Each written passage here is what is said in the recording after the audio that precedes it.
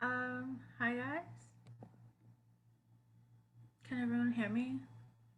Uh, Hi. Hi. You can hear me? Yeah, we can. Okay, cool. So Sida's having some problems, so I'm starting. I'm Layla, and my pronouns are Zizam. And I guess wait, are we supposed to be like recording? Wait, oh wait, that's on already. Okay, cool. Um, So we have a mentor with us today, and the name is Jhanah. Wait, are they in the call? Yes. Hello. So you can unmute and turn your mic on. Yes. Hello. Thank you for joining us. Hi. Hi. Thanks for having me. Of course. So my name is Jhanah. I go by they, them. I am a counselor slash psychologist. I've been practicing for about 13 years, which is, I know, a long time. Um, and I was asked here today to kind of just talk to y'all, give y'all some ideas about, um, I guess, whatever y'all wanted to talk about. I prefer question and answer. So if you'll ask me questions, I'll answer them. And yeah, we can go from there. Yeah. Okay. So I have a couple questions, and yeah, and you'll be able to answer them. And if anyone has any questions, also please feel free to like put that in the chat, and they will answer you. So the first question is, what has been the most challenging part of being a queer person in Trinidad and Tobago for you? So I don't want to give away my age, but I've been around a while. And so really early in life, it was very like Trinidad has gotten better over the decades, but really early it was really like um gender boxing for me. So I was born a girl biologically female. And so a lot of the things that I wanted to do, I couldn't. I was not allowed to just because I happened to be female, which is very annoying to me, you know. Um, and so it took a long time. Like, for example, I used to play football with the boys in primary school, and then I got in trouble because I wasn't allowed to like. You were supposed to be separated. We weren't allowed to play together for some random reason. It was crazy. Um, Secondary school was just as bad. I went to an all girls secondary school, um, bullied like crazy because I refused to be girly. I refused to be um, like I in Form 1, I refused to stop running. Like I would still run everywhere. Sorry about my dog. He's It's crazy. okay. He just barks at everything. Yeah, I was not like I used to still run because primary school was a thing. I used to run everywhere. Started running in secondary school, got in trouble like the first week for running, right? Which apparently ladies weren't supposed to do. Ladies don't run once you hit 12, apparently. So no. And so yeah, then I left Trinidad, went to university away. And that's kind of where I really came into my own. Oh, I forgot about the bullying. Sorry. So I was really bullied. I didn't do traditionally girly things. So I was labeled a lesbian from early, from like the first month in secondary school. Um, and that was not great. Like I was basically ostracized. People refused to talk to me. People refused to stand next to me. I don't know. I don't know. I guess the lesbian was catching or something. It was like there'd always be like this huge circle around me of space where people would just refuse to stand. People refused to sit next to me in class. It was nuts. Um, and then I went to university, which is where I really fully understood what being queer meant. Like I didn't understand before. There was nothing for me to relate in terms of my experience. Nothing on TV. Nobody ever talked about it. The only thing they said was like, being a lesbian was bad, and since I was a lesbian, it was bad. But I didn't even like take that label onto myself until I left and went and explored what being queer actually meant. Um, and so left, came back, and by the time I came back, it was a lot easier. I had only been gone for 7 years, but over those 7 years, like there were spaces that were queer, friendly, small spaces and very limited, but there were spaces. Um, People would identify themselves as queer, and so we would start hanging out in groups. So it would be easier because there were groups of us versus feeling by yourself all the time. Um, and it just, I think, me not caring anymore what people thought, um, kind of helped. And so me being out in spaces and dressing the way I wanted to dress and not caring whether people looked at me or said anything or, bonks me accidentally in passing because, they Mm-hmm. they needed to somehow let me know that they disapproved. Um, I didn't care anymore.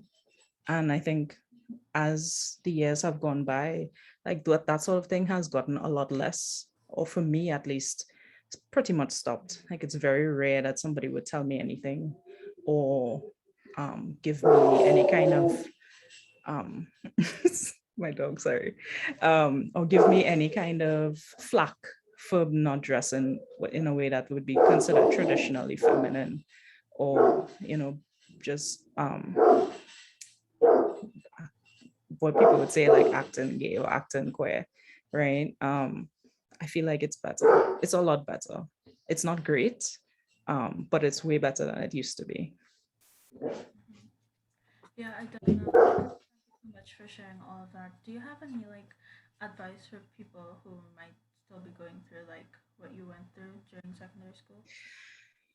Um, you it's I think this helps. So like if something like this had existed for me back in the day, I think it would have been a lot easier just Mm-hmm. because I would have had other people to talk to help me relate um to what was going on. So if you're allowed to, like forming groups in schools, I think would help. Because what I found out after I left school was obviously there were other queer people there. We just didn't know about each other at the time. And so I meet them later and everybody's out and everybody's happy. And I'm like, dude, we could have been friends. And they they have, and so I think if we had been able to have that kind of camaraderie while we were in school, it would have been a lot easier to deal with the bullying and because chances are if you are at school, you are not the only queer person there. There's at least, I want to say 10 of you throughout the whole span of the school. And if everybody kind of bands together, then it's less likely that people would rough you up one on one, you know? Mm-hmm. So Yeah, I agree. um, having groups helps, having these kinds of things help, even if it's online, somewhere to express what's going on, somewhere to talk about what's happening for you. Um,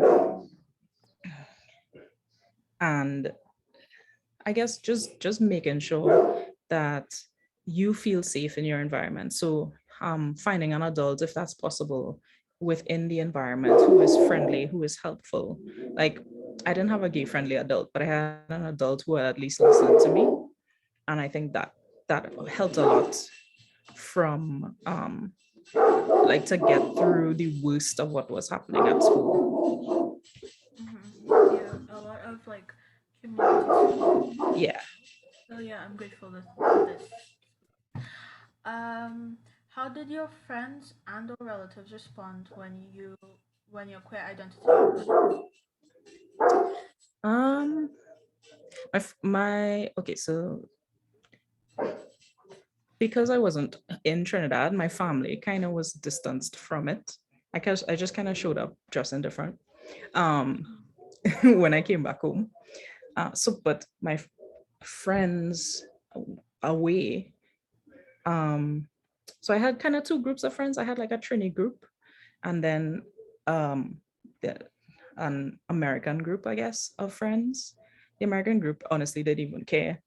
Um, they were like, yeah, whatever. And the Trini group, I believe because we didn't know about queer people here, they didn't even really see what was happening. So I would tell them later, like, all of this was going on while all of us were at school. And they're like, what? No. Like, yes, definitely. While I was friends with you.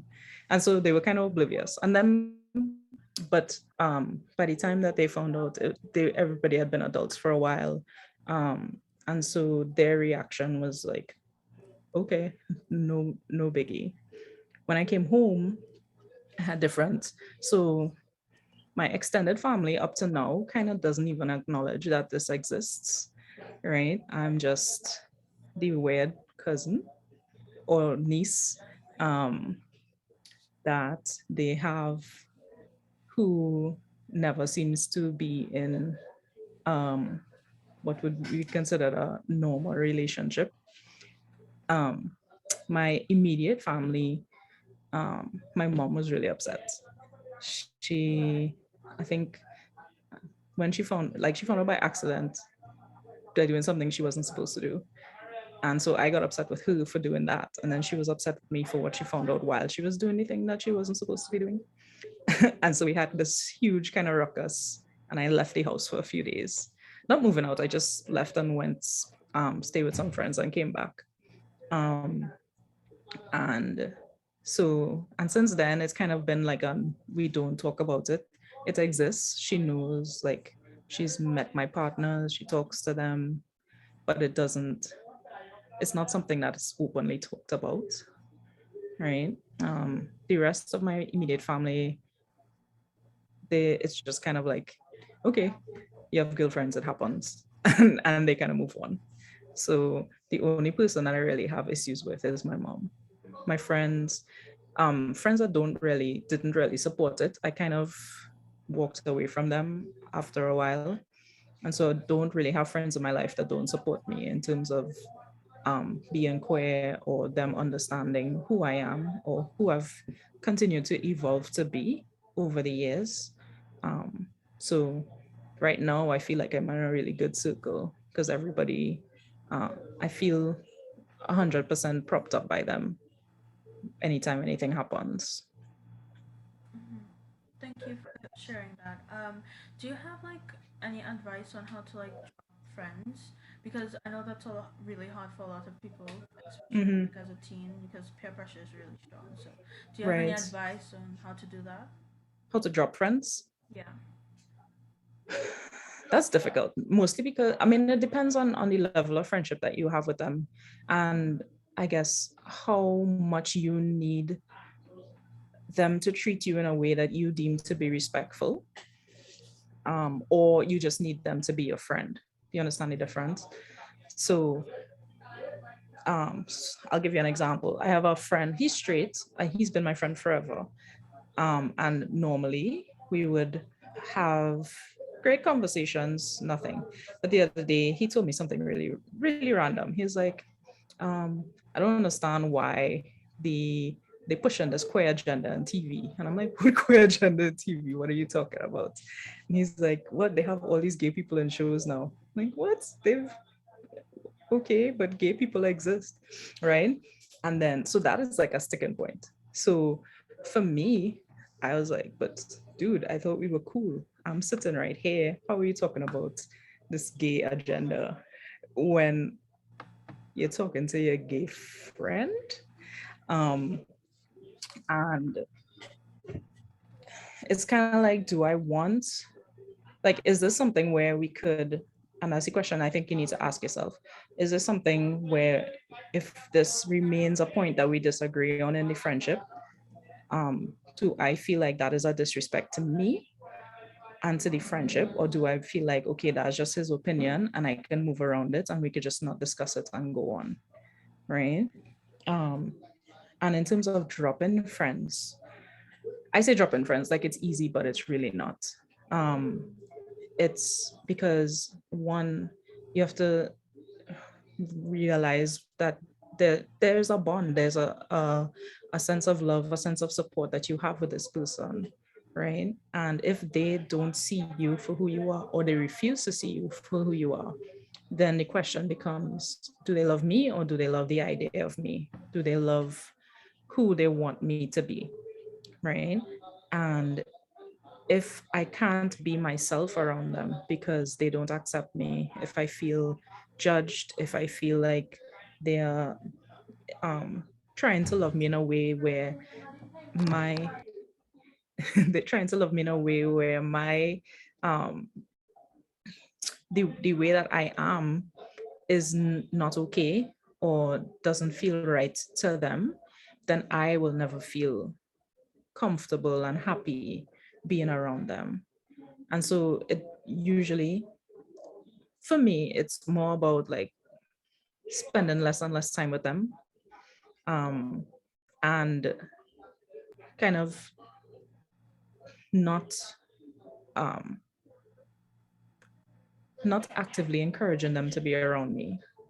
But I also think that there should be a conversation in terms of like, I this is something that you do to me and it hurts, and I would prefer if you stop. If they don't stop, then I think it's about not being around them anymore if you can.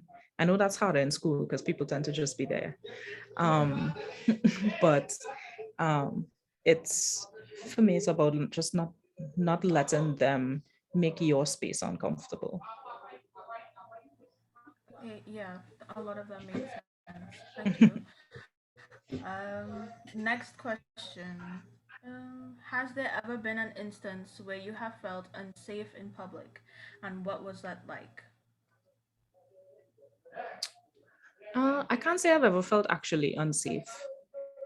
And that could just be me being really oblivious and Mm-hmm. not really caring. Because I do know that it has been unsafe for a lot of people. Um, I think the thing for me is I tend to avoid like really straight spaces. Um, so I tend to avoid the going to like clubs and where the hyper masculinity is. Oh, I went to a fete once. I could say that. I went to a fete once. I think it was like a fire fete or something. Um, and I needed to use the bathroom, which never a great thing for me. Because I never know. I'm never sure which bathroom would be safe. Mm-hmm. Um, and at this particular fete, like they had separate buildings for the bathrooms, and I was with my friends, so I was like, okay, I'm cool, I could probably hit female and be okay. So we were like in the line to go in the bathroom, um and people started getting really aggressive. So, and my friends were around, but they started getting really aggressive towards me, like being like, you're in the wrong line, what are you doing here? um and somebody actually, like, not nah, they didn't throw any punches, but to me it felt like I don't know what going on happen. Until somebody recognized me, like, because I used to play pan, and somebody recognized me from playing pan. They're like, oh yeah, I know you used to play in, and they called the name of the band. And I was like, yeah. And they're like, oh yeah, she cool, she right. And everybody calmed down after that. And I think, and so usually that's the only time I feel like relatively unsafe is if I need to use the bathroom and I'm not sure where would be safest. Like, um, if it's not such a big crowd, I tend to go ahead and use the men's because I tend to dress more masculine. Um, but in a big crowd with hundreds of people, a men's bathroom would probably not be really safe for me. And so that's where it's kind of like, I don't know. But that's the only time I've ever really felt like super unsafe. Like I'm not sure what's going to happen next. But nothing actually happened, thankfully. Okay, yeah, thank you for sharing. Do you like have any advice on how to like keep yourself calm in a situation like that? Whew, I don't even know because I don't think that I was calm. I think I was scared shitless, right? I was out of my mind. And I think over time people kind of develop strategies. So my strategy has always been, if I'm not with people that I know, my strategy has always been to start talking to somebody in the line ahead of me or in the line behind me. My voice is not that deep, but it's deeper than average. And so I usually raise it. I do the like, hi, how you going? Like kind of raise it to let them understand that I am female sometimes, or biologically at least. Um, I think, and yeah, and basically, I think what people tend to do is to figure out what works for them and try to do that. Some people avoid bathrooms altogether. If we're still talking about the bathrooms, some people avoid bathrooms altogether, which isn't really healthy. Um, Especially if you're in somewhere like where you're out for long periods of time. But keeping calm is more about kind of figuring out what to do and how to help yourself not sounds really bad, but how to not be a threat, how to feel, how to not project that you're a threat to others. And this is in a group situation. If it's a one-on-one, it's about turn around, walking away. If you don't feel like you know that you could get out of the situation with just words and talking and having the other person calm down, right? But staying calm might actually not be the greatest. I think being afraid, a little afraid, if it's warranted, if people are being aggressive, if people are being threatening, is actually helpful to you. Um, so yeah, I can't give the best advice on that particular one, mostly because that's scary, and I don't want to say like do certain things, and you do it and it doesn't work out well the way that it works out for me sometimes, you know. Yeah, I understand. Thank you. Next question. Have you ever experienced discrimination, and how did you? That one is hard because I don't think it's overt. Like in I've I've suspected discrimination, but to say that I've experienced it and or like like have people overtly tell me, well, no, because because you look a certain way or dress a certain way. So for example, I could say like I went to a job interview once and I was wearing pretty androgynous clothes because it's a job interview. I was wearing like a work suit, flats, and the person who was doing well, one of the people, because it was a panel, one of the people doing the interview was like, so I see you're not wearing any earrings. Is that because you religious or like? And I was like, well, no, I just don't like earrings. Is that a requirement for work? And he's like, no, well, we prefer, mind you, this is an academic institution, so there's no reason for me to look any particular way. People show up in academic institutions in like jerseys and shorts, right? The earrings would help you. And of course, and after that, I didn't get the job. It could be that I wasn't qualified enough, or it also, could also be that I wasn't wearing earrings that day. And so, you know, um, usually people talk about the fact that I don't wear heels, especially on work situations. Um, but other than that, to say I've been discriminated against overtly, no, right? So it's Um, mostly just like microaggressions. it's really microaggressions, really subtle, um, and which is weird because it's perfectly legal for them to discriminate against me in Trinidad. Um, but yeah, people have not been overt about it to me. Could be that I look threatening, I don't know, but it's but I feel like even though it's subtle, it's still hurtful that people could say and do certain things, and deny you. So I've heard stories, I can't say for myself personally. So I've heard stories of people being denied treatment at health centers, people being denied mental health treatment, for example, just basic human services, social services, going and being denied food cards, being denied, things no other reason than their appearance doesn't match what the gender says on their ID, or they believe, or they're typecast as some kind of stereotype, and they are denied services because of that. And that's really harmful and really hurtful. Mm-hmm. Um, so I know that it happens. And I'm hoping, like, I know the Equal Opportunity Commission has been trying to kind of get the ball rolling and get people to come in and actually make complaints. Um, but it's like a drop in the bucket. I don't know how much they could actually do, like compared to day-to-day life in Trinidad. Yeah.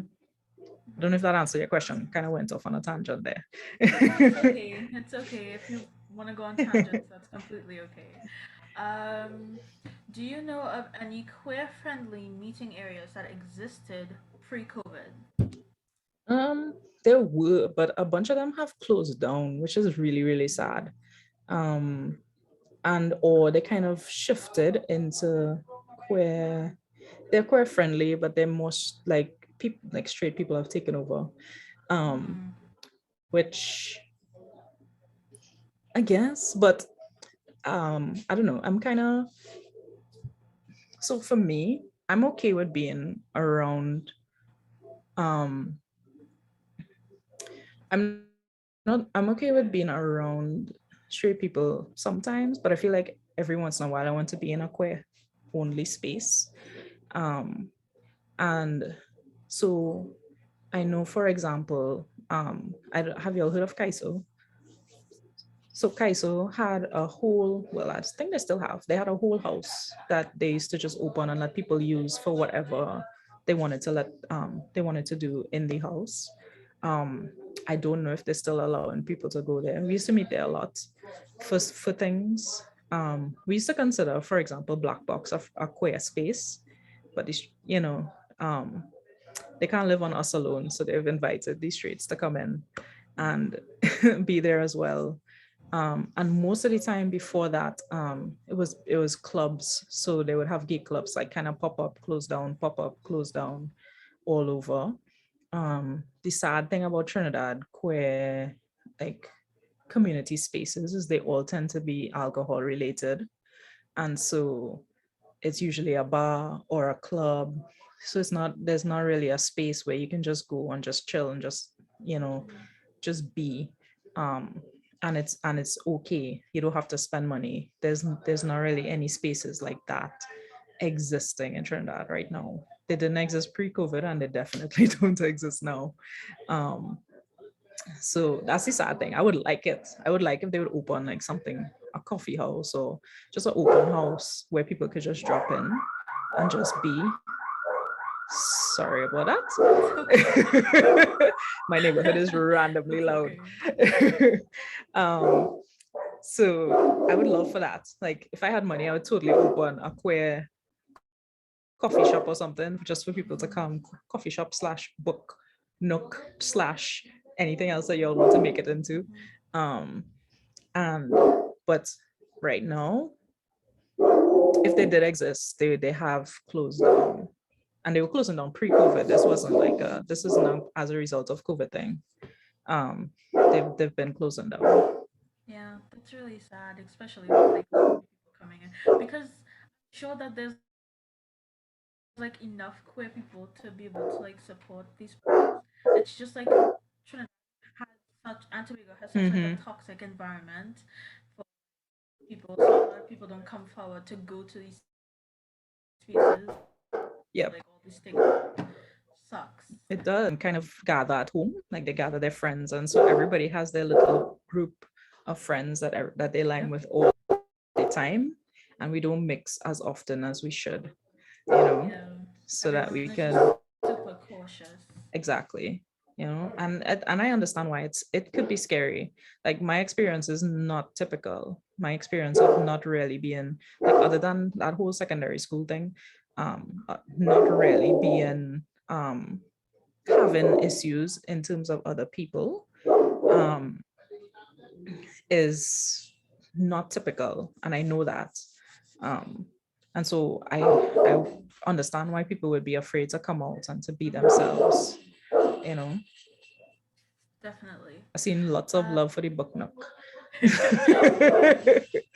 Especially the book parts. That would be so cute.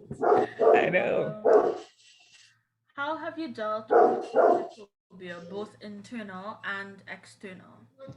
Oh yeah, queerphobia. Like my homophobia, like my internalized homophobia was huge. She was like she was, I don't know, people were up in arms about her for no reason. Um, and she got a lot. And I remember not participating in the ridiculing of her and kind of making her uncomfortable, but also not doing anything about it, you know. Mhm. Um, and think back on that now and think of how I could have been a better ally to her. Because at the time I didn't identify as LGBT. So I would have identified as an ally. And I could have been a better ally to her because she didn't do anything to anybody. Literally, she was just existing, going to school, you know? Um, and so going from that and to about 2 to 3 years later, kind of coming to an understanding of who I am and understanding of who I'm attracted to and why I'm attracted to them.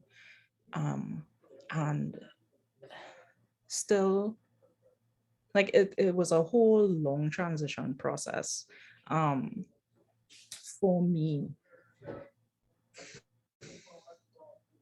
Sorry. And it took a lot of work to not be afraid of who I was and who I wanted to be. um, and I think for a lot of people you have to come to terms with, i want um, I want to be able to be who I am without fear and also not be afraid of myself. And I think the first person that you have to not be afraid of is yourself. Because I was afraid of being me. I was afraid that people wouldn't like me. I was afraid that people um, would shun me. And I didn't even know what they would be shunning, right? Um, and then the external homophobia and the external queerphobia was, um, I think, a little harder to deal with. It wasn't um but for me, like, I think really easily I moved out of the mostly straight space into a mostly queer space. I think that really helps, like being around other queer people who are comfortable with themselves, who are comfortable with you at whatever stage you are. They're not trying to force you to move any further forward, but they also not allowing you to slide backwards and be like, no, this is not who I am, or this is not who I want to be. Um, and so I think finding that group, even if it's occasionally that you meet up, finding that group really helped me. Finding a group of people who doesn't care. Finding a group of people who was like, okay, and they just move on with life as though what I said was no different than saying suddenly I don't like cheese, or um, chocolate is this chocolate is bad. You're like, okay. And we move on. And I think if you can be that for other people and you can be that for yourself, then the external phobias that other people have don't matter as much. They only matter when they directly impact you. So um I always tell people, try and find some gay friends. Like, you could be around your straight friends, that's fine, but always try to find some gay friends. Not necessarily just people they want to get into romantic relationships with, um, but being around people who can just be accepting and just take you for you, right? And spend time with them because they will help you get rid of your phobias and your internalized hatred of whatever is happening with you and whatever you recognize in for yourself. Yeah, thank you. That's a really good advice. So y'all heard that. So many. Yeah. Um, can you discuss the importance of mental health care for young LGBT plus persons? are you aware of any queer affirming mental health care providers? I mean, other than me. Yeah. So, so I actually have my own practice, but which I know might be inaccessible for some people just because it's private. It doesn't, I mean, it costs money to come. Mm-hmm. Um, and so, and we've been trying, when I say we, the kind of the older crowd, the older queer crowd, we've been trying to make mental health services as accessible for people as possible. Um, so in terms of private, there's a few. I know there's wholeness and wellness counseling that's in Barataria, right? I am in Central, so mine is Central Psychological Services. Um, in South, there is, oh, I forgot the name. Hang on. Logie Life Solutions. There we go. Right. So that's in San Fernando. Um, so that's kind of a straight line. Port of Spain. Who do I know in Port of Spain? I can't say. Because I can't remember. I don't think I have like actually touched base with anybody in Port of Spain that said like this person has really been queer affirming for me. Um, but what I do know is that um Wholeness and Justice. Have you heard of them? No, What? I think it's Wholeness and Hang on.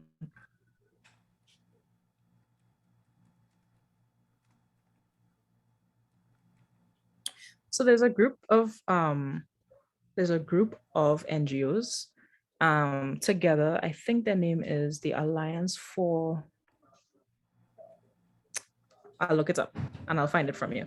Anyway, the Okay. what mental health people, so people report to them whether they've had good experiences, Mm-hmm. whether they've had bad experiences, and they kind of collect either a no list or a go list. They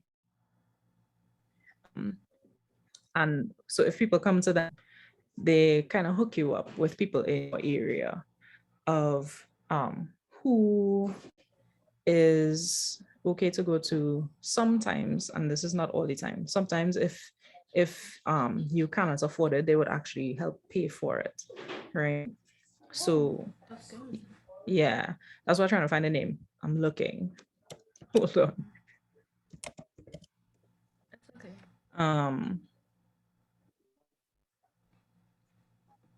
1 second.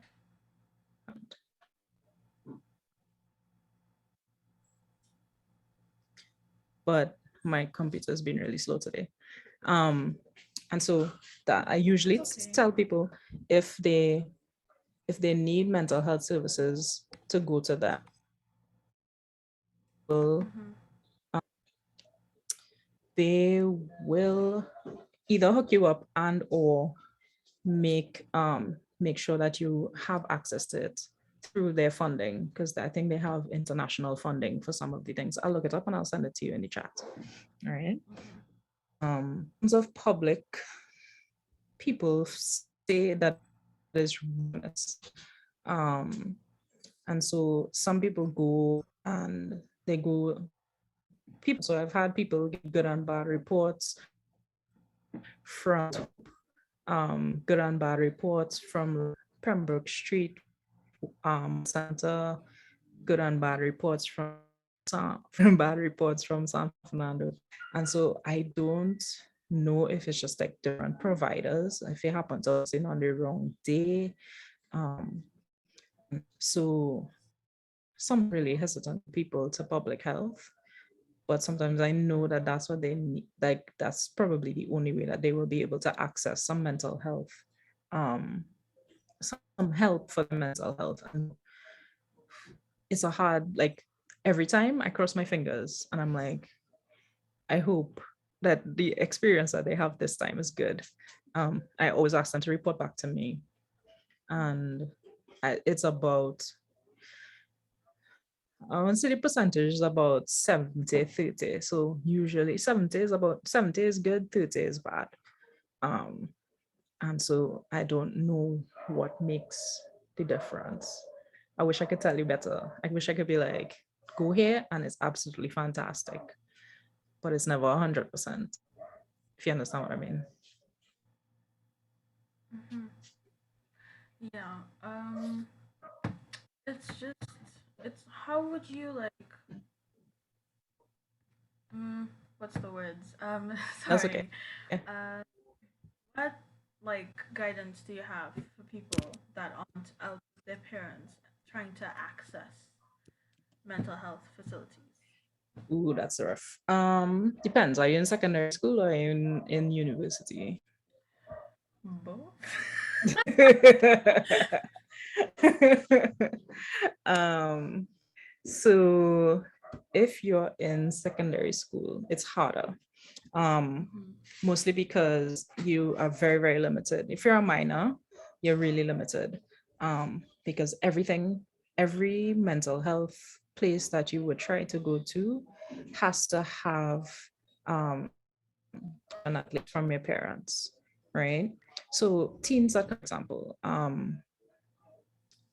what I would normally do is I would tell the parents in advance, basically, these sessions are between me and your child. If there's anything that you absolutely need to know, I'll tell you. And um, and I'll tell the child that I'm going to tell you what's happening. So it's never a surprise to the kids I have, um, that um, whatever is being discussed will be discussed with their parents, right? So for me, for example, PT is not something to talk to your parents about, that I need to talk to you. That's something that I would wait for you to discuss with them when you are ready, because you are the one that has to live in the house. I'm not there. I could be like, yeah, it'll be fine. And then madness happens when you go home, right? So I would never out somebody to their parents.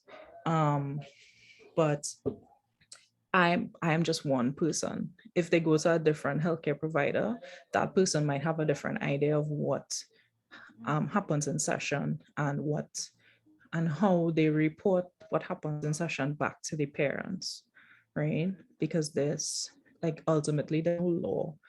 Um, they there's no law that says that, you have to report rehearsal. The law is if there's abuse, if there is neglect, then we have to report that. But other than that, we the law is kind of murky. And so people kind of do whatever they think is best. And I understand that LGBT issues are sticky. And so I leave that up to the child or the teen to talk to their parents about. But some people feel like that's something that they need to report, and they do. It sucks. Um, If you're a teenager, sorry, if you're in university, so if you're going to COSTAT, there are some people who are minors who attend COST UTT. I know they have their own counseling services and it's free of charge to their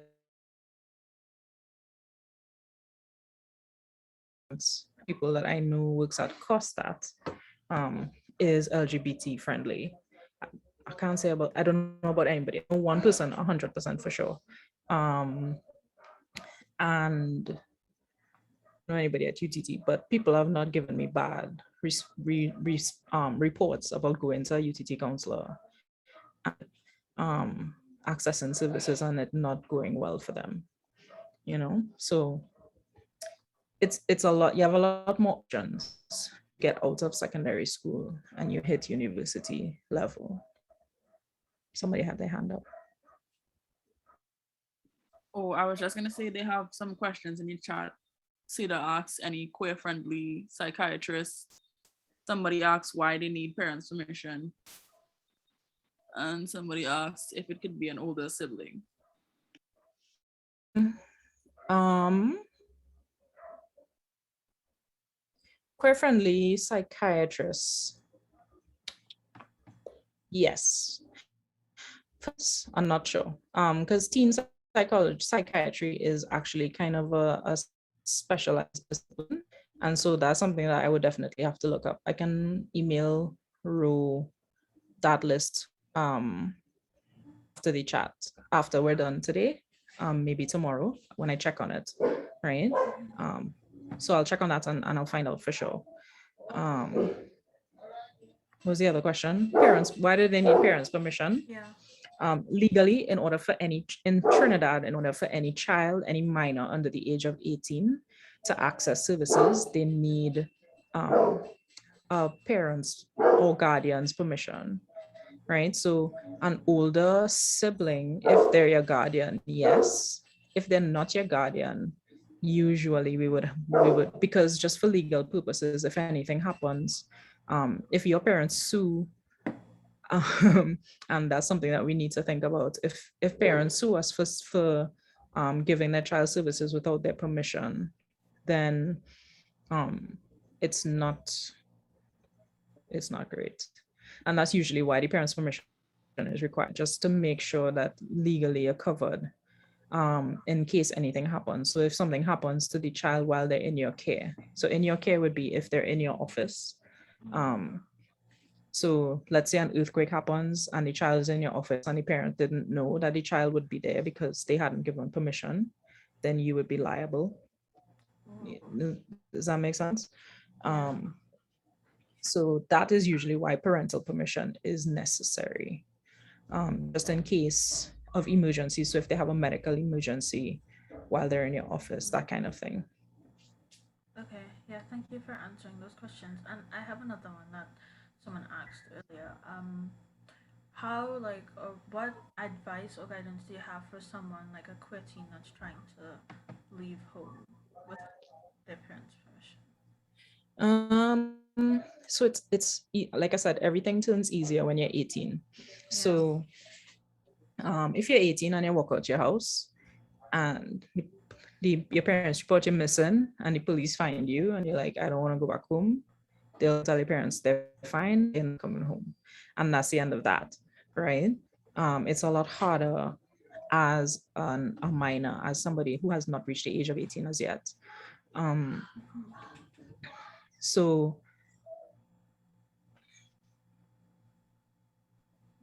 what I would, this is hard because usually if your parents um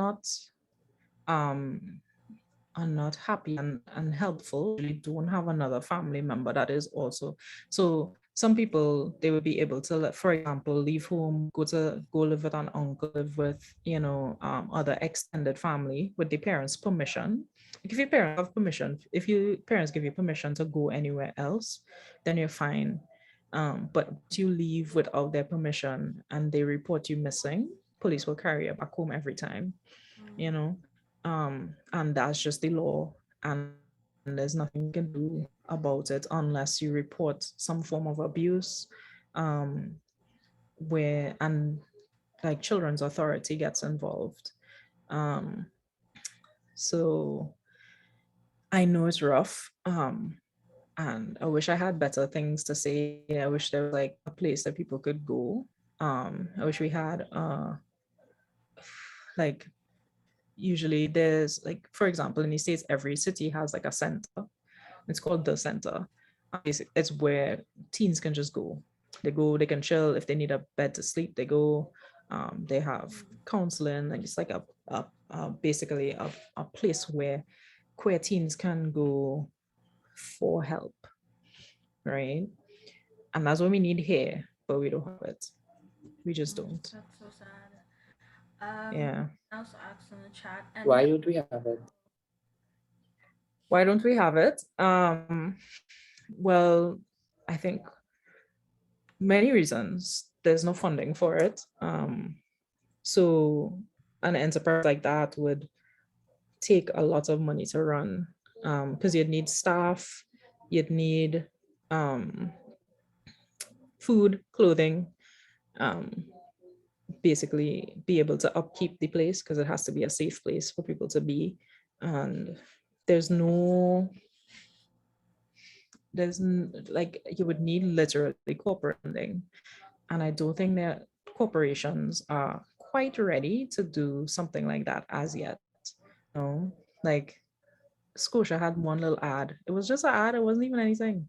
And um people were up in arms about the ad, right? And the only thing the ad said was like, let people be people, they could be whoever they want. And I had clients come into me and saying like they can't understand why Scotia would put out something like that, like how is it affecting you? Um, and so that's why I'm saying like corporate Trinidad would need to be getting involved, or we would need funding from abroad to run something like that. Because that's not something that you could just pull together with, I don't know, two matchstick and be like, yeah, you need continuous funding. And we just don't have it. We do have the funding for queer people in Trinidad. We just don't. Mm-hmm. Yeah. Someone else asked. Oh wait, no, I didn't write the first one. Okay. Any advice for coping with living in a homophobic household and being unable to or prevented from accessing mental health services? Um, are you prevented from mental health? And this is just, are you prevented from mental health services on principle? Like, we don't believe in mental health services at all, or we don't believe in mental health services for you because you are queer. Um, so if they don't believe in in mental health services at all, right? The best advice I could probably give you, and this will be harder now because we're out of school, is to approach uh probably the guidance officer at school, Mm-hmm. right? Because that might be the closest that you'll be able to get to access mental health on your own, right?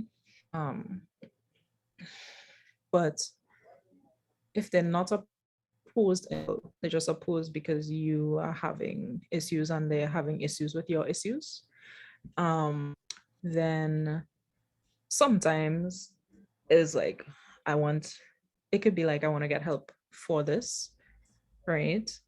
And so it's kind of like foot in the door technique. Like you're saying, well, if you get me help, I might be able to deal with this better. You're not going to change or you're going to do anything. And giving them, leading them on with the impression that if you get mental health services, then you will have less of an issue with me, right? Um, and then once you get your foot in the door, being able to talk to freely to the is the next step, right?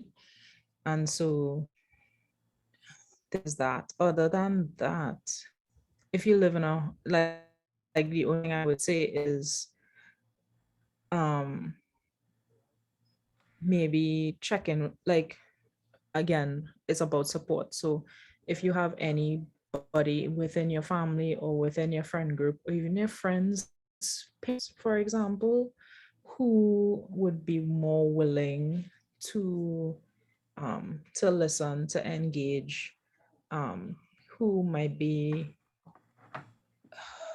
more approachable, right? But I know how it could feel very crushing and you feel like you're in a powerless situation if you live in a homophobic home, and I get that. But there's very few options, and that's really hard and that's really sad, you know. I wish I could tell you more things. I wish I could be like, just go here and talk to somebody and it'll be okay. But um being real, don't have very many options. That's okay. Yeah, that's completely understanding. It's like really hard to maneuver having homophobic parents, It especially really is. it's just tough. Someone else asked, as a queer person, how has it been in professional spaces as a mental health practitioner? That's an interesting question because you would think it would be easy, right? Because we're psychologists, we understand, at least I thought we did, that people are queer and people are trans and people are all of these beautiful things. Um, and so it's supposed to be easy because these are my people, right? Psychologists are supposed to be the people that understand. And for the most part, so I work in a company where we have like two types of psychologists. We have the psychologists who understand psychology the way that I understand psychology, in that there's a large variety of people and people would have issues for different reasons. And being queer in and of itself is not an issue. But because people are queer and society is crazy, they might have issues as a result of it, right? So and but there's also the people. So I was sitting, we had like a staff meeting or something. I was sitting down, people were talking, eating lunch and stuff, and somebody was like, if my son ever say that he like another fella, I go beat him till he. And I'm like, what do you in a psychology office? Seriously? And so, there's, even though people might understand this, um, understand it on a fundamental level or on a logical level, like there's still the, oh my gosh, I hope this never happens to somebody in my family um kind of understanding. And it could be difficult, like it was uncomfortable for a really long time to be in that kind of environment where people would say one thing to clients, for example, and be another way when they're just having food or talking amongst themselves. um is not really good. um it's gotten better, like, because I've been there a while. People have been more less overt about it, and so they might, maybe they do it but they don't do it in front of me anymore. Mostly because I give them a face and I tell them something about it. um and they're like, oh, okay, so we can't talk about this in front of Jhanah. And then they, so then, but I think for me, what that just means is that now I'm just more cautious about just being myself in certain spaces, right? um and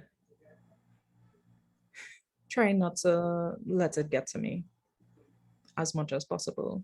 Just like I just here and then I'll go and be around people who accept me for who I am, who don't have these random, obscure, backward ideas about queer people. Um, and so I could relax, I could be myself, I can make stupid jokes, and I'll just be fine.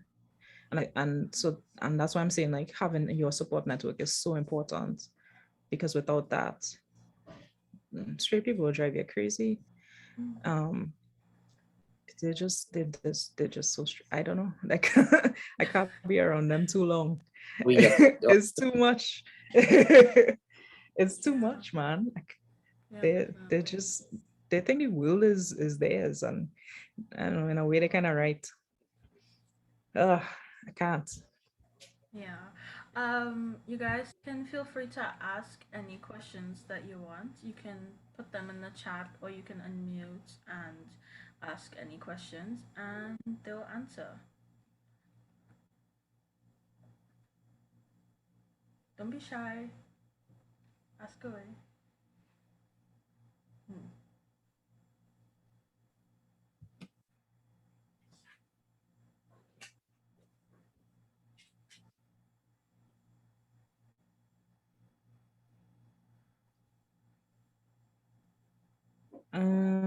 I've seen some things in the chat. Hold on.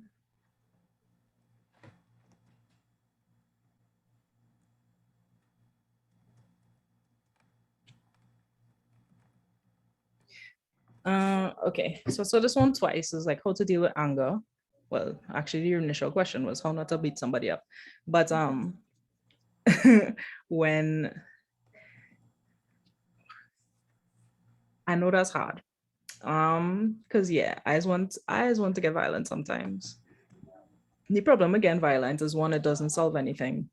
And two, usually they are not the ones that end up in handcuffs, or um, you know, they're not the ones that usually end up being really hurt by it. Because in a crowd, for example, the likelihood that people would back them up versus you would be higher, you know. Um, I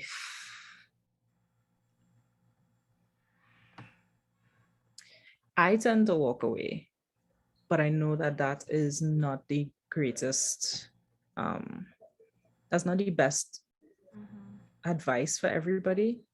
Um, because one, it gets to you, especially if it happens a lot.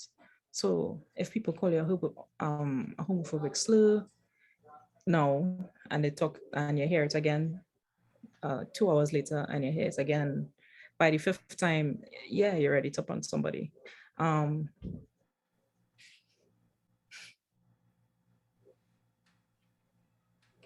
Not getting angry is not possible, I don't think, Mm-hmm. right? Is what you do with the anger, I think is really what the answer to the question is.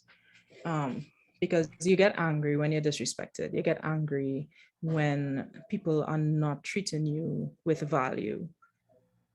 And that's pretty normal and that's perfectly acceptable. Of course you get angry. You should.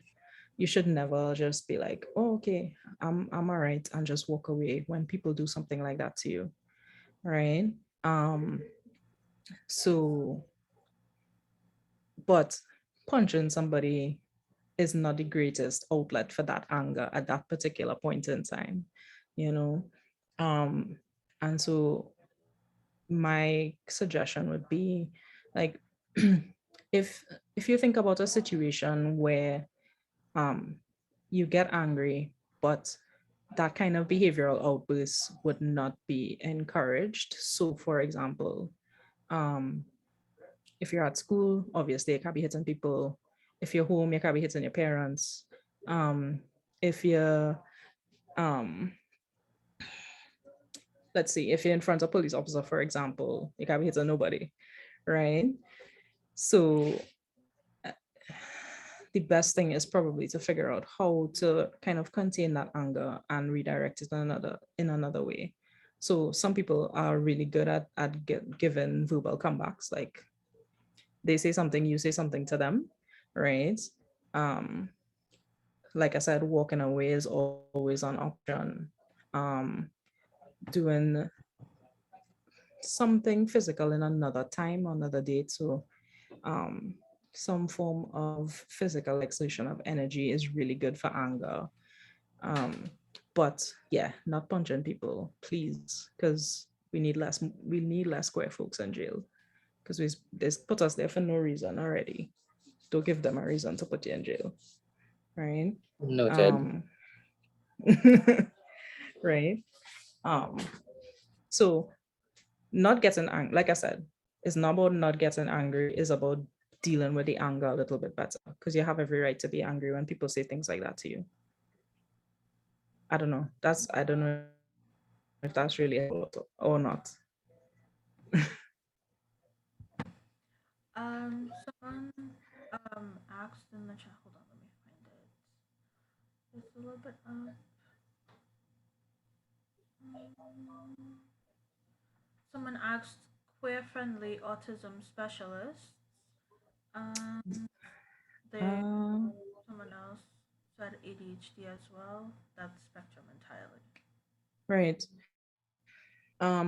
As far as I know, we don't really have um specialists in terms of, so in terms of counseling or psych psychologists, I don't think we have any specialists in terms of autism, in terms of ADHD.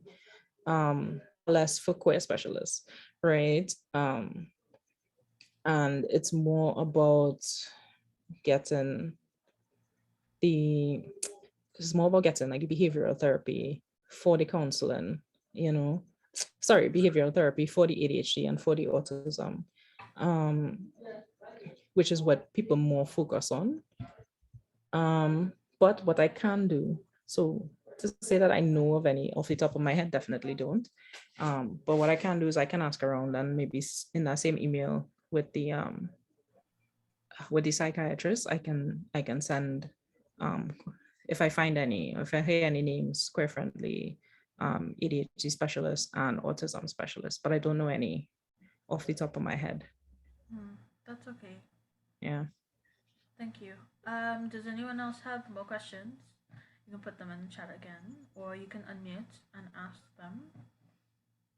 Hi, my question was you mentioned having queer friendly friends in that mental health practitioner setting, and I just wanted to hear some queer friendly stories, just some heartwarming ones. Queer you know? friendly hot woman stories. Yeah. Oh, well, so okay, I could tell you when I was in grad school. So in grad school is when I really like came out. Um, I was huge. Like I was wearing the jersey.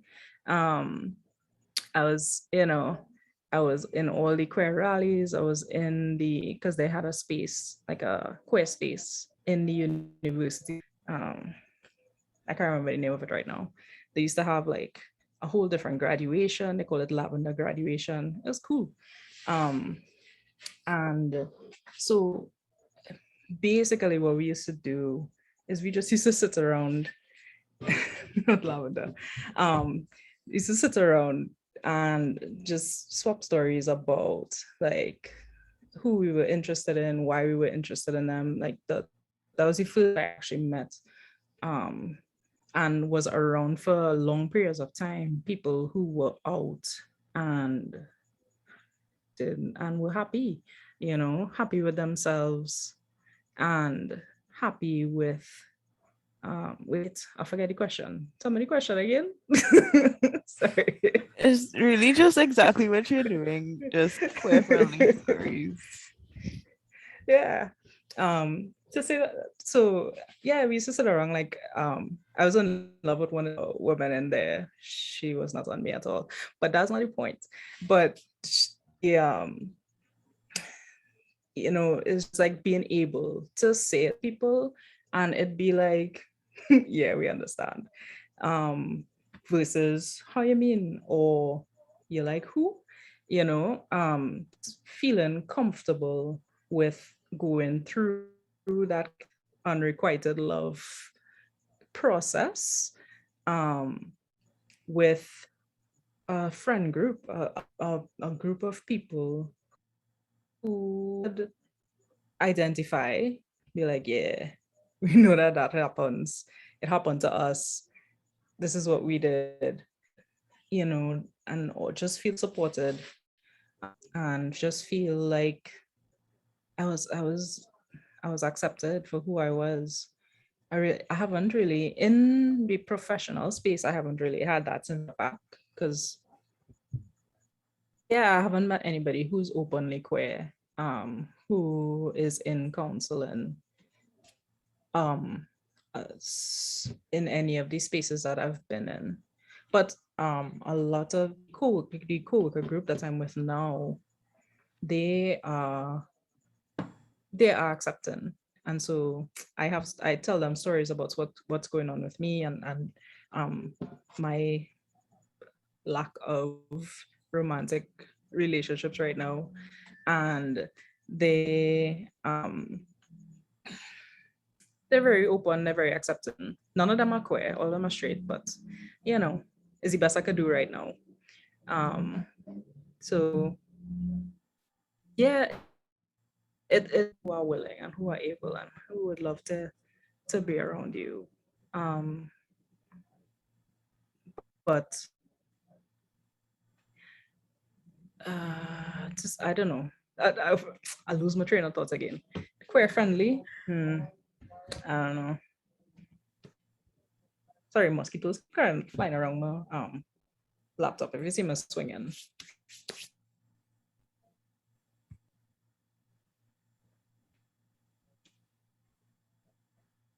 Any other questions?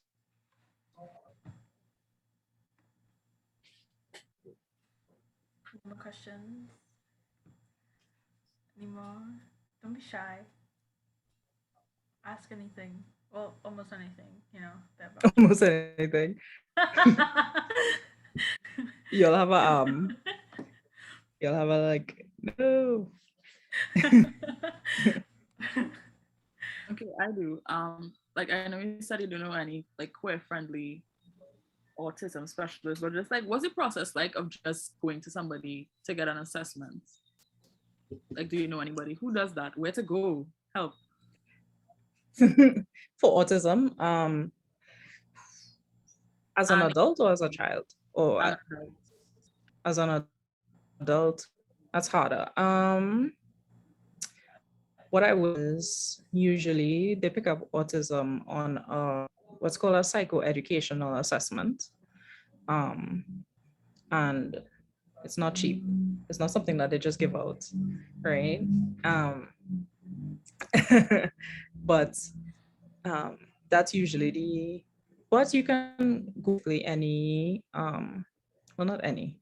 Go into somebody who talk about what your experiences are, how you're feeling, what your suspicions are in terms of being on the spectrum. And what you could do is help kind of guide you through the process of, so start with a psychologist. I would say start with a don't go to a counselor or a therapist. Start with a psychologist and go from there. Because a counselor or a therapist would more than likely knowledge to pick up on the things that you're talking about. And a psychologist have studied it and would be able to understand what it is you're doing and be able to guide you better. Does that make sense? yeah, thank you. Okay, Yeah. I have another question. It's a psychologist. Did you want to ask something? Because you can go ahead. No? Um, Okay. yeah, where to get a psychologist, preferably free, that would know their stuff. Where to get a psychologist. Yeah, like who to go to? And that's where I need to put the thing. Oh, I started looking at it. Hold on. It's called Kaiso Justice. That's the name of the program, right? Where they would hook you up with with psychologists, therapists, psychiatrists, whoever you need, and help you pay for it. So I would start there, right? They have a Facebook page, and I believe they're on Instagram as well. It's called Kaiso Wholeness and Justice Program. Yeah. I'm gonna put it in the chat.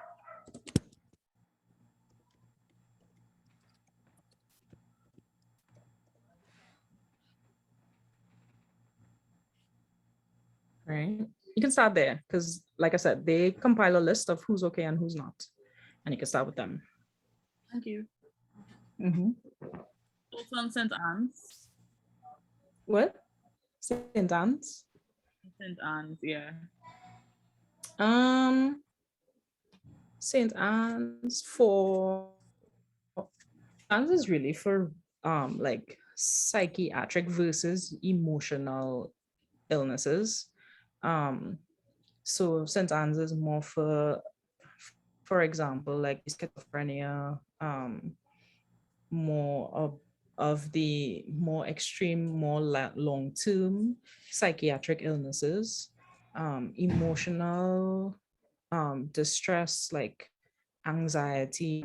It's they I mean they can deal with it, but they're what they level that they're accustomed to dealing is a lot more extreme than that.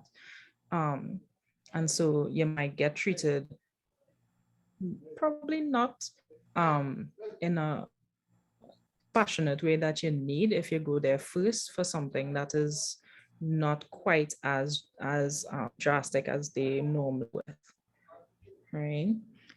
However, what I have been told again is the same thing for all public health, is that some people go there and get really good experiences and some people go there and they don't. And so I've had people tell me they've gone, they've talked to doctors, meds, and it was a smooth process. Felt heard, they felt comfortable. I've also heard people tell me they went and it was a crazy for them. Um, and so it's really hit or miss system. The whole public health mental illness system is hit or miss, especially for queer people. Some people get really, really good treatment, and some people say that they get really, really bad treatment. So that's the best I can tell you. Okay. The question: if you were to get married but you're uncomfortable with your parents being there because they're not supportive, what Mhm. what do you do? The easy thing is to don't tell them again married. Um, and then be like, hey, so we did a thing after. Um, but I think in terms of family cohesiveness and kind of wanting to still, because everybody wants to belong to a family unit, I believe, Mm-hmm. right? Could anyone where like, yeah, no, I don't want to do that just because I deal with it because something is amiss in the family unit, right? They don't feel um heard, they don't feel understood, they've been abused, something like that, right? Um, so but long term, what we psychology perspective is that parents eventually come around, right? But that doesn't mean that you need to stick around and wait for them to come around, right? If whatever they are doing is harmful to you, if it's emotionally it's too much to deal with, you can't handle, like if they're homophobic outrightly, or they have done something to make you feel unsafe, then it's okay to cut off complete ties with them, right? Because your health and your well-being is more important than your family bond, Mm-hmm. especially in a bond that is abusive, you know. And if they're not affirming of your identity, then that's abusive, and simple, right? So if you want to get married and for reasons um like you feel like they should not attend because they're not going to be supportive, they're going to make the ceremony ridiculous, they're going to object in some way, then you well within your right to disinvite them from the wedding, and not do that. That's fine. Mm-hmm. I hope that answers the question that the person asked. I hope so too, because I keep lost and Yeah. trying to remember what the question actually was. It's okay. I was just like asking how to remember like getting married with unsupportive parents. Another question. Um, how do you know when you're queer? How do you make sure? I don't know. How do you, I mean, the the the journey is different for everyone, Yeah. right? Um, and I guess being queer is about attraction, right? Um, who attracted to? um I think what we kind of understanding now from the psychology is everybody's a little bit queer. It is just how ready you are to admit it, um, or how ready you are to like um explore that part of yourself, right? But it- it's it's in terms of sexual identity, for example, if you're using queer as a sexual identity, then it's about attraction. It's about makes who makes you feel good. Who do you want to be around when you think about having romantic relationships? And if that person, that those people, because usually it's not one, it's usually multiple. Um, if those people tend be of the same gender as you, then you're probably queer. If those people tend to be of the opposite gender, then most likely you're more straight than not. I don't think it's 100% straight, but that's just my personal opinion. Do you guys have any more questions? Any more questions?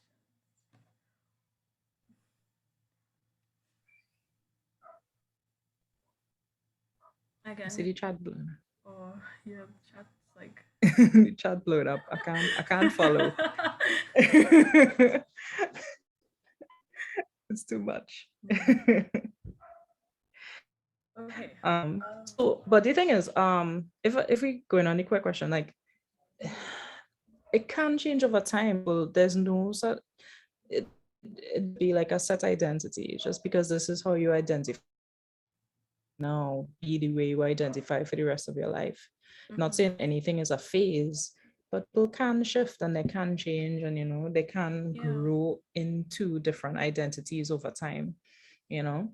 Um, and so I think it's just about being open. So knowing whether you're queer is about being open and allowing yourself to feel however you feel at this point in time,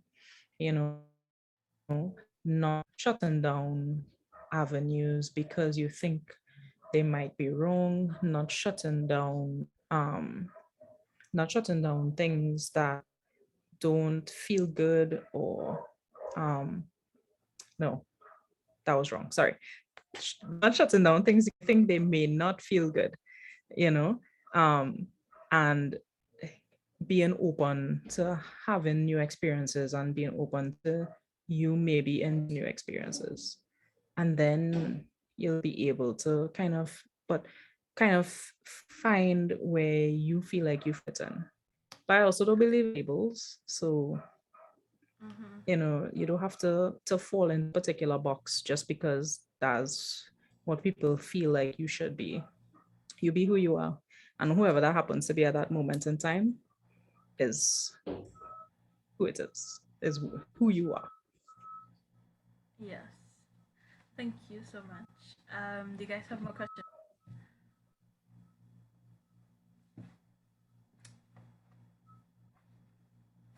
If not, then I'll continue with my list. You have a list again?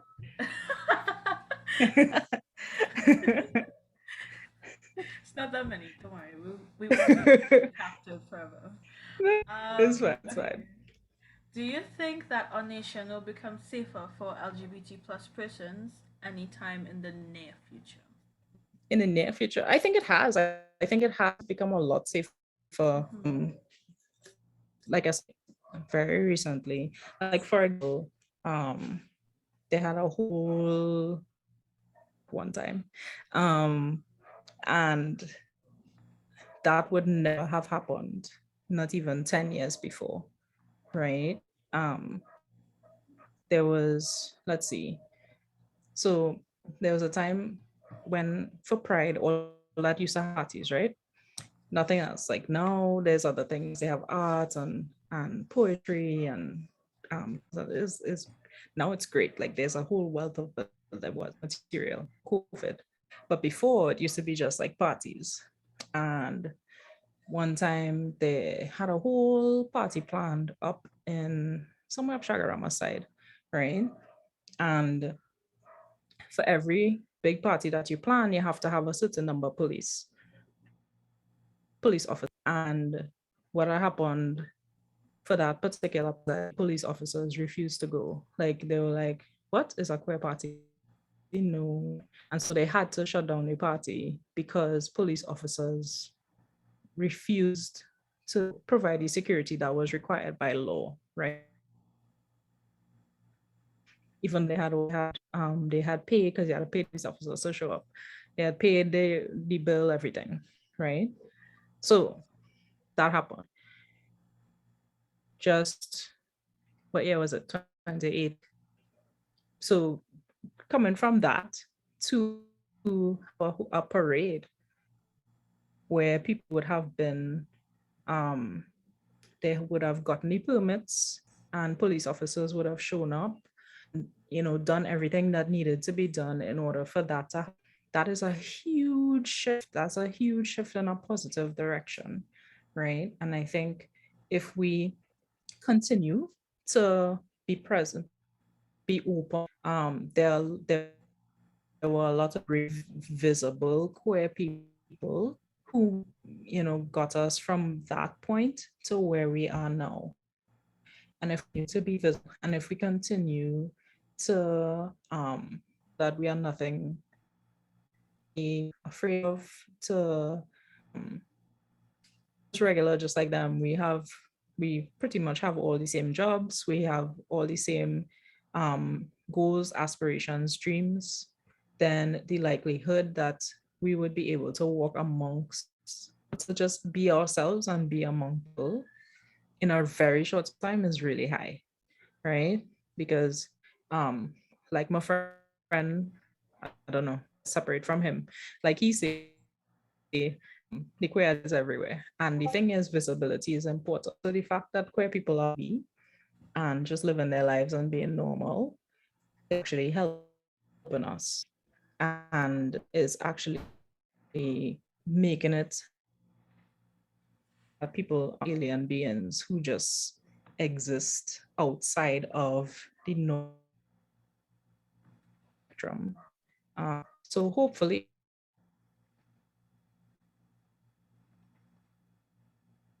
soon we feel in terms of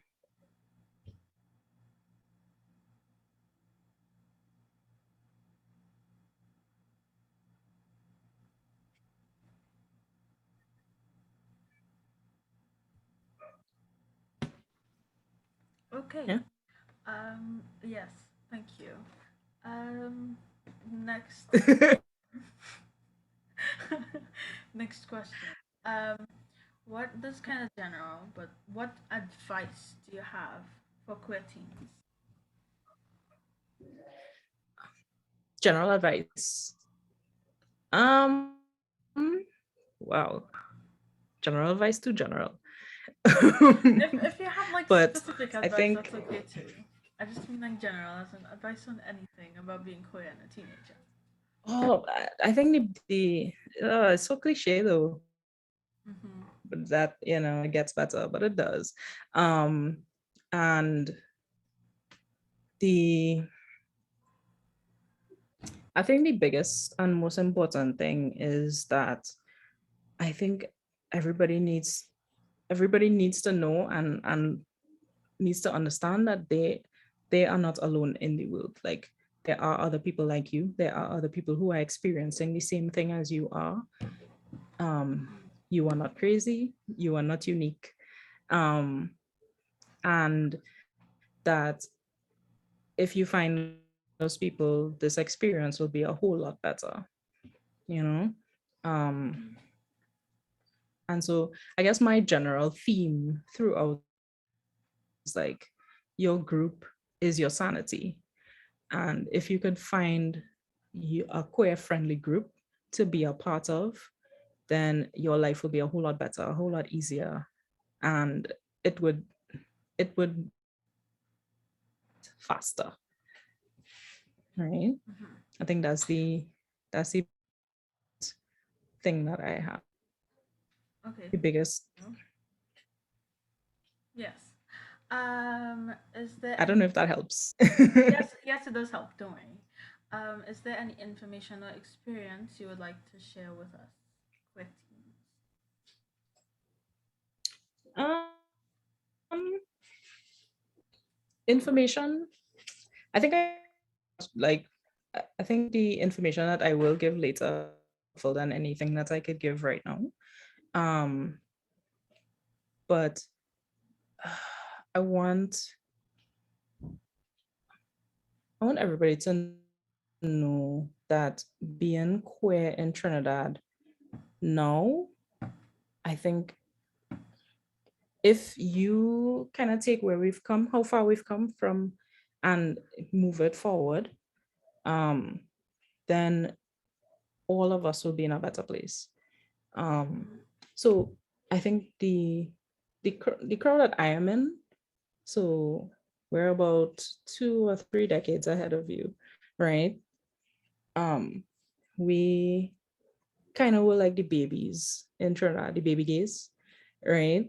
Um, in terms of the the community established, trying to get Trinidad to understand that queer people exist, um, and um, that they are no.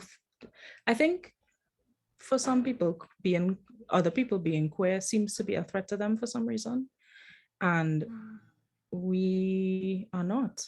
We're just trying to live our lives. We're just trying to be, um, we're just trying to be here, have experiences just like everybody else.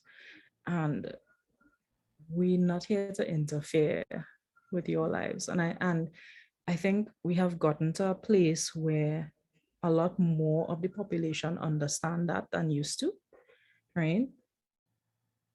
And I think if we come along this path, we will we will come to a place where we all feel accepted from birth rather than having to wait until we're adults to feel accepted. Get into spaces where um, we can be around other people that are like us. Um, I hope one day parents, you know, don't have to have that whole like, are you gay conversation with your children. They just show up with a partner, like, oh yeah, okay, okay, cool. Or if somebody says, I'm not, I'm a girl, or I'm not a girl, I'm a boy, parents just roll with it, you know. Um, I think if we could get to that place, you all could be those parents who just roll with it and who just accept people for who they are. Um, and I'm looking forward to it. I'll be old and decrepit, but I'm looking forward to, to hearing those stories from you when you get older and your children. mm-hmm. Yeah, definitely. Oh, I don't know if I want to have kids, but yeah. I don't mean you specifically. I Yeah, mean yeah, like I the know. group of you. Yeah. Okay. So the last question to wrap up, if no one else in the chat has questions, no more questions. Just now, somebody had a question for me. Hold on. Hmm. A question was, what if people keep expecting you to act a certain way or like a certain set of people, but you don't know for yourself how should respond? And I think that was, so that's what we call it. That's when they're people trying to keep you in a box in terms of your gender. So because you're biologically born a certain way, um, that they feel like there's a certain way that you're supposed to act. There's certain things that are supposed to happen. You're supposed to only do certain things and only like certain things. And I think it's gotten worse with time. In some ways and gotten better with time in some ways. So for example, like I built a child now who's a girl or who was born female. Um, I believe that the toy spectrum that is available to them is a lot smaller than the toy spectrum that would have been available to me, for example. And though my parents were like, like a girl, I still had like toys that were different colors than pink and that weren't sparkly, that weren't about like homemaking and dolls stuff. I had like different, and so gender conforming is something that people really expect, and they're really crazy about it. Like that their parents have told them not to walk a certain way, not to sit a certain way, um, that they need to talk differently. And people are just trying to, so they have to constantly police themselves and think about and think about before they do anything, how what I'm going to do is going to be seen by other people, right? Which can be restricting and have you very tired at the end of the day. Um, and I think the biggest comment that I can give to something like that is the only way that you can be yourself is to be yourself. You know, I get that if if it's if it becomes abusive, so if you're getting beaten for doing certain things or doing things in certain ways, then that needs to be reported because you need to be removed from that home, right? Um, but if um if it's less overt than that, if it's just people asking you certain questions and always correcting you or always correcting your posture or um correcting your walk, for example, I think the the easiest thing to do is, well, there's two things. One, you could try to conform while you're with them and be yourself in other spaces, right? Which is hard and like shouldn't have to happen. Um, the other thing is to be yourself and see how your parents react to that, you know? Mm-hmm. Um, and if it's because it comes a point when parents are like, okay, I give up, right? Just be who you are, right? And I'm glad when that happens because then you could just be comfortable and then you could just relax, right? They're doing it usually out of them trying thinking about how you present to the world and how other people see you, right? Not that they're doing no harm done good. So talking is usually an option as well. Or if you get into, if they willing to carry you, a counselor would be able to talk to them about not being gender policing you, not being so strict about how you look and how you act, and hopefully work with you all as a family to get to a better place. Thank you for explaining that. Another question that I got. Um, if you have kids, how do you explain that they don't have a mother or a father To the child or to other people? to the kids? Because you don't need to explain that. They just grow up. Yeah. They just, this is what it is. This is home. When I'm home, I have either or whatever combination in between, right? And only explanation would really be if they go like when school, and not even like when they get old enough, probably around maybe 7 or 8, start asking them questions, is the only time. But by then they enough to really understand what it is that you're explaining to them, you know? Um, and so you like there's not, it doesn't need to be a sit down conversation of, well, you know, this is what happened. Um, Mm-hmm. usually children just, they just come home and Mm-hmm. this is just home, right? Yeah. And yeah, if they and their friends, usually their parents get to them, their friends' parents, um, are usually just as accepting, you know, oh, okay. And they go about the business. They continue to play or they continue to color or do what it is that they were doing, right? Um, So I do so the conversation that you'd really have with your child eventually is okay, this is different because like um Kyle's parents are because or um you know some friend is usually you'd have to explain like well different families are different, some people have granny living with them, some people have auntie and uncle living with them, some people have mom alone, some people have daddy alone, and so and I think that you could just integrate it into that like Mm-hmm. this is just different but family, we're all family, it doesn't matter. Yeah, definitely. Children's books help a lot with that. Mm-hmm. What I did with my Yeah. sisters. Yeah, because especially because of like the pictures and stuff, and kids soak all of that in. So definitely. Yeah. Um. Okay. Last thing. If Sure. nobody else has more questions. No more questions. I'm not seeing any. Just kind of scrolling. Yeah.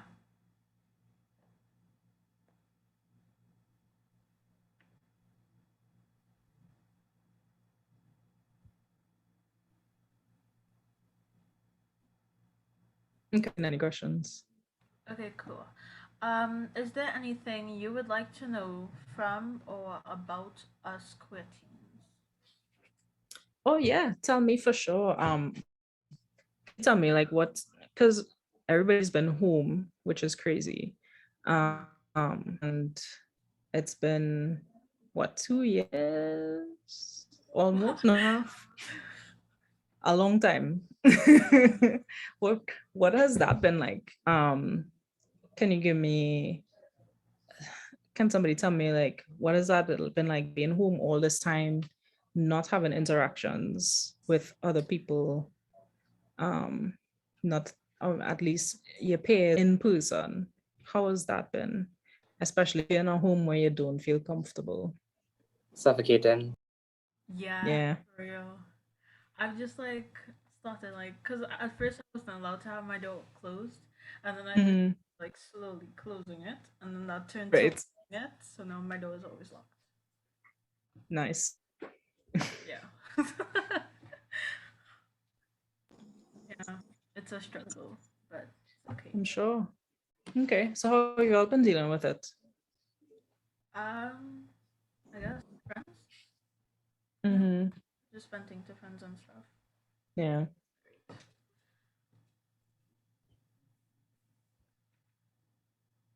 Okay. And I went through it with talking online, watching movies, and drawing. That was it. Mm-hmm. Yeah. Yeah, I occupied myself with like learning to bake because I wasn't the best baker before. Okay. And I started doing that. And because my family likes baked stuff a lot, they'll eat that. Mm-hmm. They'll leave me alone, so I don't have to do much. So yeah. Nice. That's a great coping mechanism. Mhm. I get through it with school by revising work and just learning to Ooh, draw better. okay. Oh, I'm Does painting. yeah. Does Mhm. anybody have positive experiences like being home a good thing for them? I don't have to hear annoying relatives. True. Ooh, I don't Not have to traveling like to school. go to school anymore, which is good and bad. Because on one hand, friends, and then on the other hand, I go to an all girls school, which is really yeah. Yeah. Hmm. Okay. So just not having to leave the house is good, or not going to school is good. Not going to school is good. Not having to leave the house, Okay. bad. Is bad. I got you. Yeah. Hmm. And the beach. I'm missing the beach. Oh, for Oh real. yeah, too. I really want to go. Sigh. Do you have any other questions for us? Beaches. Or just things that you want to know? Um, I feel like I should have a lot more questions, but my mind is blank. uh, what like okay, so if like come into a counselor, for example, right? I know it's kind of is first of all it'd be weird because your parents is like set up this for you, right? Mhm. Like how like what kind of questions would make you feel safe in a space where you're not sure whether um this person is queer for me or not? Like how would you what would you want to see or want to hear would make you feel safe if you didn't know? Does that make sense? Um, you know, like when you're going into like a place and you have to fill out your form with like your name and age and address, Mm-hmm. blah blah. Like just a little like thingy to insert pronouns. Right. Like yeah, even if like you can't do it in front of your parents, just knowing that like they're asking is like Mm-hmm. Okay. yeah. So Mhm. having sorry, No, what was the original question? How do you know what? how What would would you you like? know that this is a safe space for you as a like me to do, or what would make this like a safe space for you if the counselor didn't say like I'm queer or I am a counselor, like what would make this for you? Oh, Mhm. maybe you could probably just have a little pride flag in a Yeah. little cup or something, Mhm. or in the Yeah. Yeah. background. Mm-hmm. Yeah.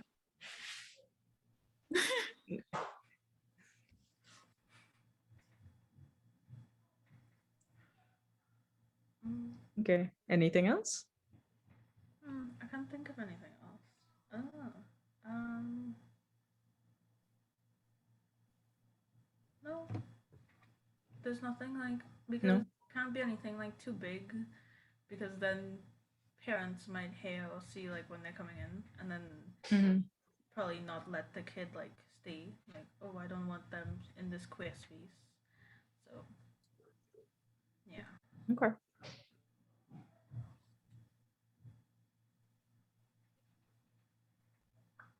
All right. I don't think I have any other questions. That's okay. Well, those are all the questions and stuff that I have. So I'm gonna hand you over to Seda. Seda, hello, please.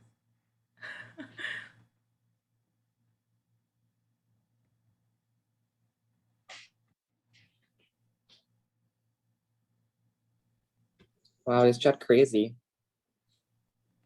Yeah, the chat is really active. Oh, still technical difficulties. Okay, cool. Um, well, thank you for coming and for sharing all of your experiences and for answering all of the questions. And yeah, it was really fun. And yeah, thank you for coming. Thank all of Thank the you all for listeners having too, me. and for being interactive. It was very nice um, talking to you. yes, that helps. Sorry. So it was very nice talking to you. Thank you. All right. Well, I'm happy to see all of you. And I'm glad that actually, because I didn't know it did. So now that I know, I'll be referring people to you. Um, because people are always asking. So thank you for having me. Thank you for letting me in, letting me talk to you. Um, and I hope to see you all again soon, somewhere Yes, you too. outside, hopefully a beach. Yeah. Okay. Yeah.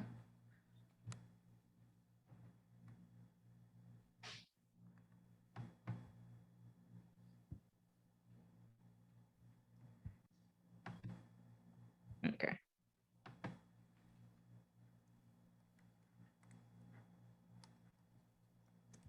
thanks for all your questions, everyone.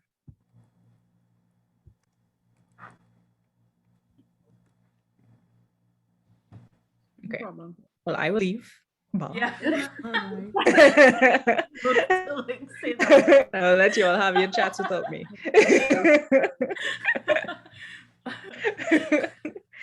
Bye, everyone. Bye. Bye.